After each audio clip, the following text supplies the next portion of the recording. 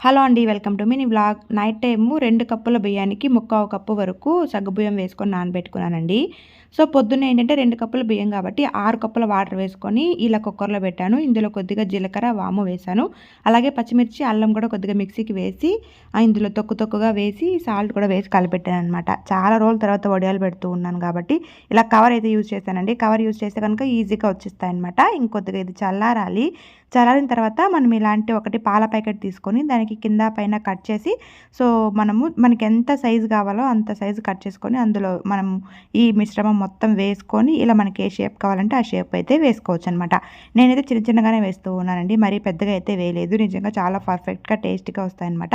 వేస్తున్నప్పుడే మంచి జీలకర్ర వాము స్మెల్ అయితే బాగా వచ్చిందనమాట. నాకైతే ఉప్పు కొద్దిగా తక్కువగానే వేసుకుంటే బాగుంటుంది. ఇలా డిఫరెంట్గా షేప్స్ అయితే వేసుకున్నాను.